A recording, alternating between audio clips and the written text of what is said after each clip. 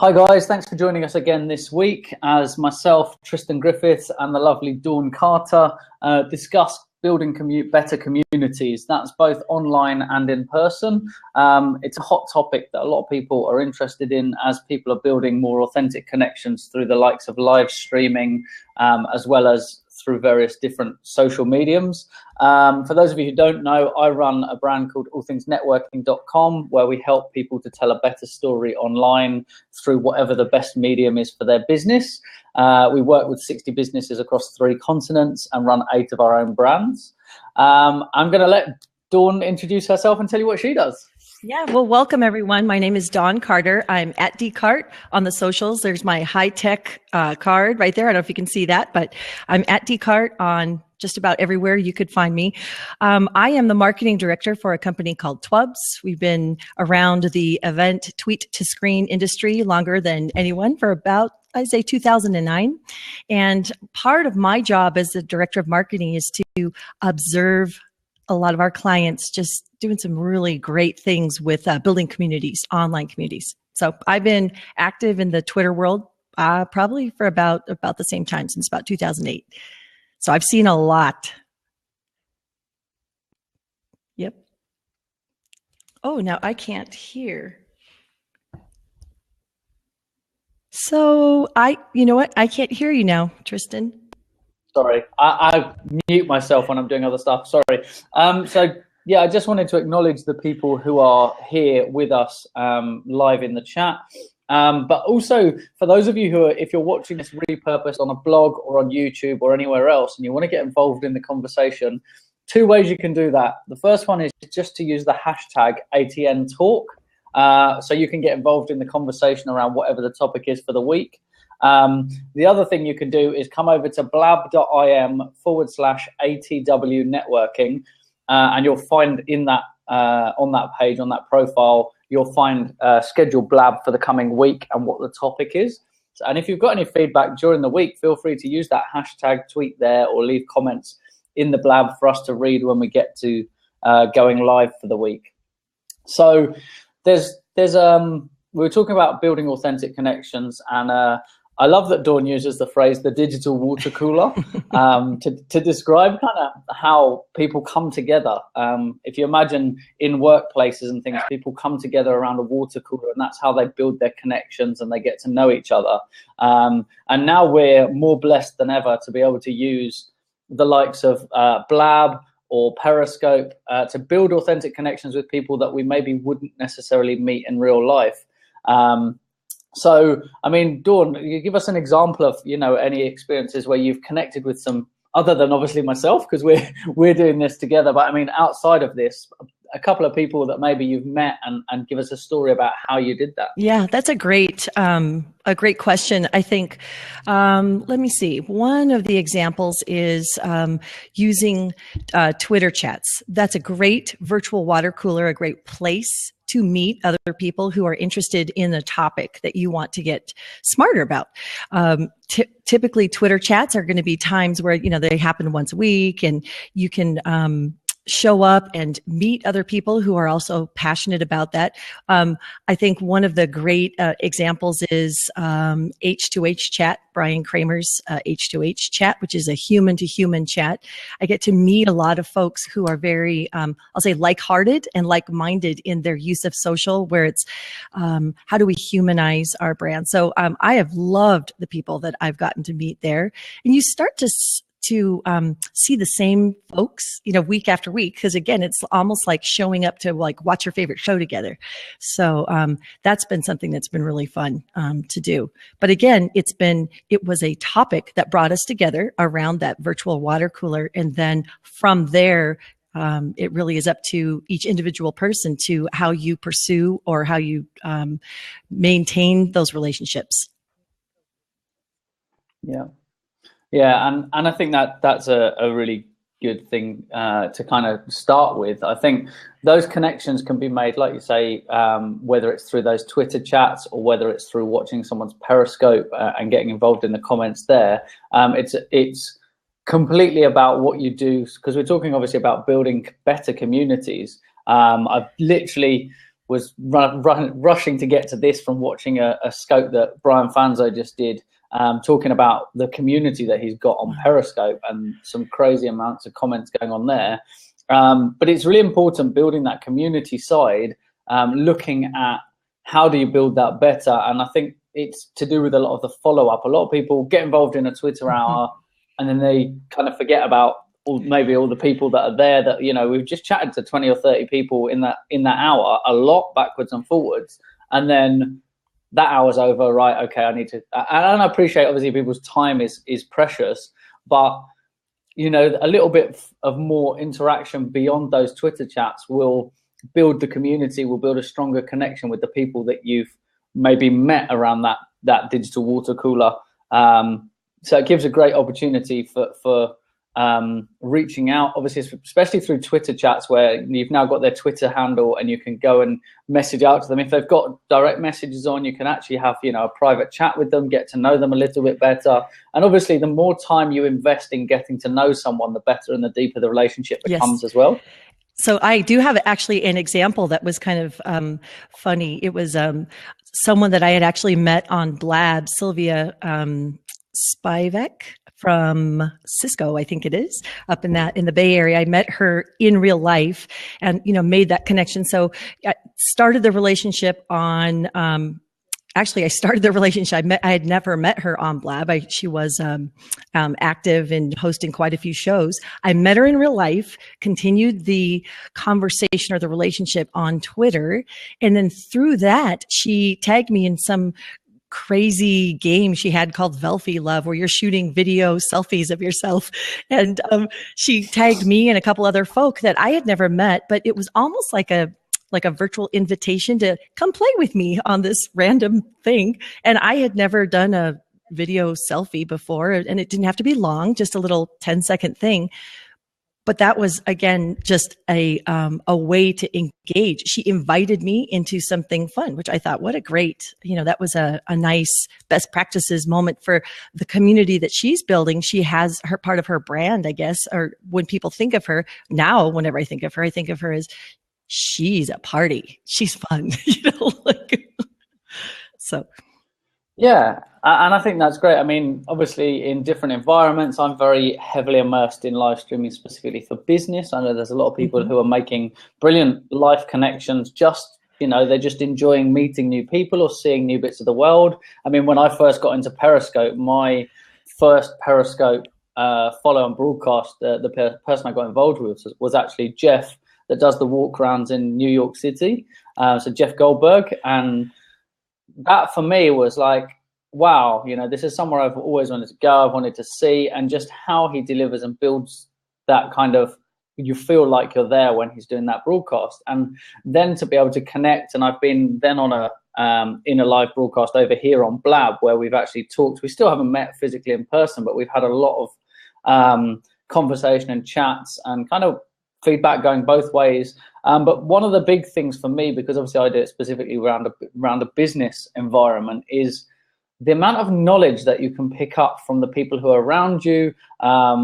It's that whole, the phrase being, if you're the cleverest person in the room, you're in the wrong room. Well, here you've got the opportunity to be in so many different rooms so quickly. I'm just going to hat tip, actually, Stephen Caggiano has just come in, and I co-host a show with Stephen, and every week I'm blown away. He always gives me some new trick or tip or, you know, advice on how I can use different bits of platforms to kind of improve my strategy. But the process in doing it is that we're always in a very giving and serving environment. And so we're actually helping other people. But all the time that we're doing that, we're also learning from each other, all the tips and tricks and the things that we each know. So surrounding ourselves with, traditionally it would have been you'd have to go to seminars or to meetings or to networking things. Now we can basically have these virtual, like you say, these digital water coolers where it's a conversation going on across the globe. And so connecting with a whole load of people that we may not ever meet but in person, but it might be that person could actually become a really good friend and get to know you and understand you. And there's been a lot of conversation this week, jumping in and out of various broadcasts and listening to other people around the topic of how a lot of people are now finding they're actually building deeper connections with people through online than maybe the people who live next door to them at home, which is really interesting. And I'd love to hear what your thoughts are on kind of why that is, and if it's a good thing as well, or is it that it maybe pulls away from that we don't spend as much time with the people who live right on our doorstep? Yeah, So I think that's a great topic of discussion, because you hear a lot of people talk about work-life balance and being able. A lot of folks who work from home or digital, digitally commute. Sometimes it's hard to turn that off. And so I think that there is a value. I'll say it's a danger or a temptation to be able to, who doesn't want to be on a platform where everyone thinks you're brilliant, or, that you're connecting and you're making it. I mean, people will be drawn to that. And, people in your real world, I'll just say, our everyday life, will see the other aspects of you. And so I think it's really important that we just remain, balanced in whatever we're doing. How do you maintain a list and check how often you've contacted? Oh, so someone's asking a great question, about, interacting with folks. You can use different tools. I mean, I use something like Highrise. It's like a Basecamp type product to know what kind of conversations I've had. But like I think the real thing that you've touched on, Tristan, is this generosity thing. I mean, that is going to always grow a community when you're generous, whether online or offline. Yeah, absolutely. And I think, I'm someone who's a strong believer in my, like the whole thing around my business is we're very coming from a serving place. It's not we're better than you or anything like that. It's actually very much the other way, in the fact that if there's physically anything we can do to go and help people. I mean, there's people that I've been helping online this week who I don't necessarily have a direct affiliation with. And so just reaching out and seeing if there's a way I can do that, and not with any expectation of anything in return, because it's just the feeling you get from helping people is enough of a return as well. For me, that's kind of where we're at with how we do stuff. And so that's why I do 4 shows a week through here. I'm fortunate enough to be able to say that I have seen financial return based on doing broadcasts like this, with people coming and wanting to consult and finding us and becoming new clients of ours through these services. So there is a direct return on investment, but we're here actually as part of our giving back and paying it forward kind of thing, with us giving something back into the community. And I think with building community, that's a really important thing, is how much time, effort, and any resources that you have that you can invest back into the community is really important as well. But answering the question about creating lists and checking how often you contact people, for us, we actually monitor and maintain, because we obviously mentor 60 businesses on 3 continents. So with those people, I know exactly when I last spoke to them and how I spoke to them, whether it was an email, a phone call and stuff. So I will always make sure that I communicate in different fashions with people as well. So if I find I email someone a lot, I'll find the best time for them. I'll maybe email them and say, it'd be great to have a catch up on the phone. What's a good time? And actually, this is a little tip, is if you're ever reaching out to someone to contact them, especially if it's maybe a new connection, is if you ask someone what the best time is,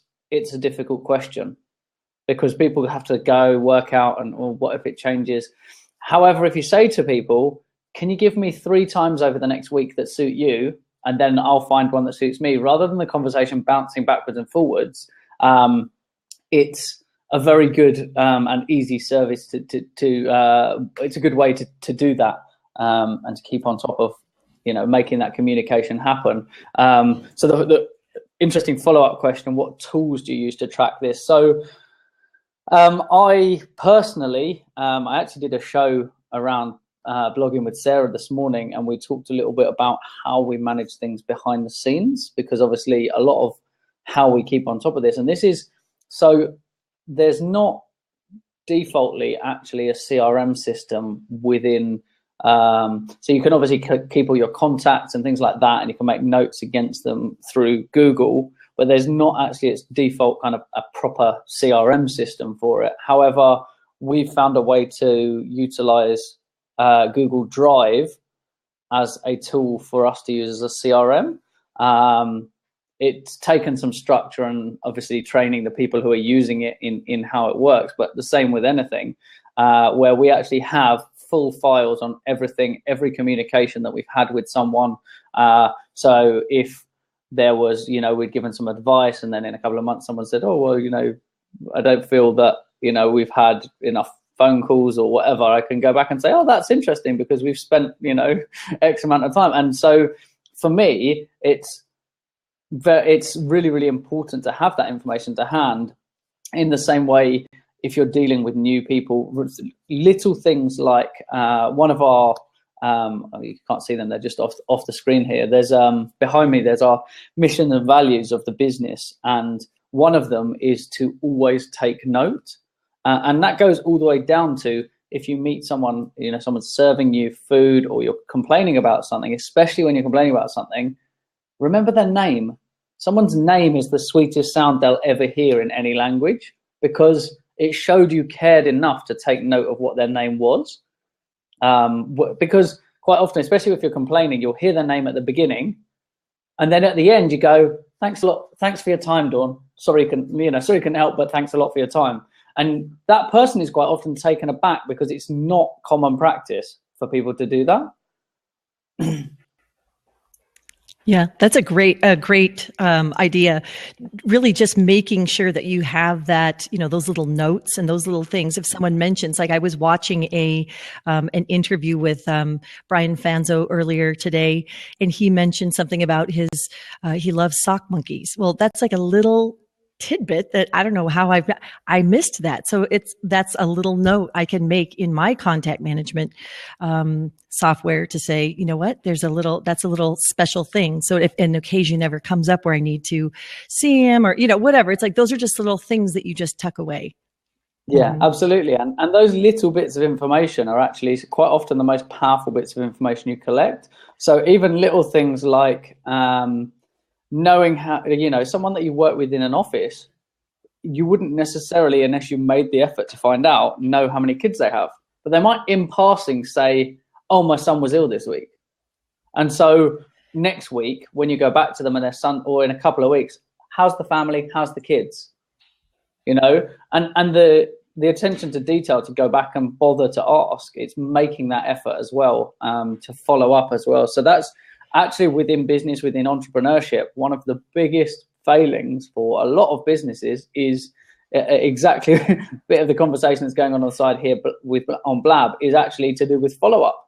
A lot of people are not so bad at making communication and starting the ball rolling, but it's follow-up. And what do I follow up with? It's having a process so that after I do this, I actually do when we communicate, because I work a lot within the media and press industry. When I send out stuff, I actually track my emails so I know when they've been read and things like that. So I can do a follow-up, because if that person might get caught really busy, forget about the email, not follow up. If I didn't follow up, that's the end of the communication. But I would then do that and go forwards. Another way to do it is if you've got important things where you've had a meeting, when you come out of the meeting, like we, big advocate for Google and Google Apps, Google Calendar, really simple, go to Google Calendar and in a week, put in a reminder. As soon as you come out, put a reminder there that just pops up on your phone or on your emails and just says, don't forget to, call Dawn to have a chat about last week.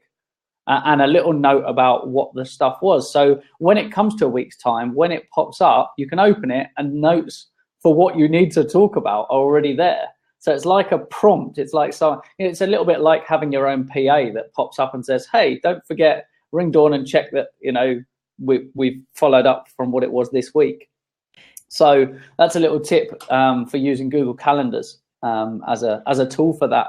So, I mean, there's various different things. Obviously, within CRM systems, they've got prompts and things like that, or automations to pop up and to tell you. So that's definitely worth having a look at. I don't know, what do you use, Dawn, for scheduling your stuff? Yeah, that's definitely one of the things. I think the larger the community that you are, I'll say, managing, or that you're trying to stay on top of or serve, the more you'll need to rely on external things to help like just to basically help organize your brain, because these are, at some point, things will fall off your plate. So the more you have those types of tools, the better. So I mentioned one of the convenience things that I have, for instance, if a connection, I want to have like I said, schedule a video chat with someone. Some simple app like Appointlet.com is brilliant. I love it. So I basically know, because I need to respect my own time as well. So I can say, hey, you know what? I will be available for video chats with people, from 8 to 9 in the morning and from 4 to 5, depending on where they are on the globe. This is when I am. And then I use something like appearin.net appear.in to, that's another tool, that is basically a little private video chat space, so that so it's literally like setting up meetings, but it's making that self-service, so that if there's something that came up in a Twitter chat, I've had post blab meetings afterwards, because there was a question someone had about customizing something or more in depth about Twitter chats. Well, I know, hey, I've set aside this little block of time for video chatting with folks. Yeah, and I think that's you've come upon a good point there. Following the conversation around how do you do the follow-up, how do you track it, and things like that. I think it's really important to be conscious of your time and the other people's time. So if you've had a conversation, not to just drag it, and when you go back intentionally. So it's not just I'm following up for the sake of following up. It's I'm following up because there's a reason to follow up, or that I can offer something like, if you'd heard that someone was after trying to find something, and then later you don't have it to hand, but you could go and follow up and say, hey, actually, here's a link to a document that from the chat last week I thought you might find useful, or, a bit of advice, having a very set intention as to why you're going back and talking to that person as well. Yeah, I think that just the follow-up and the generosity, these are like two themes that I just keep hearing, coming out of our little quick accelerated blab tonight, is just using tools that will help me organize my follow-up and help me to follow through, so that I can deliver on any kind of generous gesture or impulse that may have come across my brain. But then, also using those kinds of tools to also put boundaries on my time as well, and say, you know what, I've got a 15-minute slot for you, and that's it. And saying that that's okay, because my time is valuable. So and I think that your own, like you say, your own time is nearly as important. I always obviously value other people's time even higher than my own, but both are obviously important. And so finding the right tools is really important, because it's in the world of all things that are digital media and communication. Anything you can do to make things slicker and save yourself time, obviously is something that's going to benefit you in the long run. So it's a really it's key to go and find those things. And actually the way to fast track yourself to finding those tools is actually to go to people who are already using them. It's the same as to learn from people. Go and find people who have already done it. It's the reason that people get mentors and coaches and things, is those people who can kind of drive you to where you need to be. Same with tools. If you see someone manages their time really well, ask them. Most people will tell you, they say, oh, how do you organize all your appointments? Well, actually, I use Google Apps, and then I push that through to my iPhone, and that pops on my phone every time something happens and gives me a 15-minute warning to wrap up because something else is about to happen. And so, just reaching out to people and not being afraid to that. Going back to the community aspect, people generally will want to share information. If they found something that's cool, people want to tell other people about it. Very rarely do you get people that don't want to share that. There are obviously few exceptions, but most people will share if they found something that's useful. So, yeah. Well, I'm looking at the time, Tristan, and it's you. Yeah, we're 2 minutes. I'm good for another 2 minutes. So are there? I was curious if anyone had any questions. I mean, I'm so grateful that you've hopped in here, folks. And if there was something that you wanted us, or if you wanted to contribute about building communities that you've seen, something that you've watched, someone who's done it well. please feel free to throw a question in there or to ask us. But if there is nobody who's got any specific questions or comments back, I wanted to again acknowledge, and this is an important thing, is making sure that you're acknowledging people within your own communities, whether it's in a live stream or just reaching out every now and then. I actually do on a Thursday. I actually do a Thankful Thursday where I actually just pick a couple of people that maybe I haven't spoken to in a while. So going back to that, how often do you communicate with people? Going through and looking for someone that I haven't spoken to for a while and saying, hey, I really appreciate, the connection that we've got. I'd love to hear what you've been up to. We haven't spoken in a couple of weeks. So doing that reach out there is really important. So in the same kind of ilk as that, I wanted to really extend a huge thank you to everyone who's here live with us on Blab, and everyone who's also taken the time out to watch the replay. We tried to keep them fairly tight as well so that the replays are valuable to the people, because we're conscious of people's time as well. So if you've got any questions or you want to contribute around the topic, or you want to suggest a topic that we can talk about on this show, please do feel free to use the hashtag ATNTalk over on Twitter. And then we can track that and we can follow your suggestions and your comments, and we can bring them to the next broadcast. So you'll see your questions answered live by us in the show.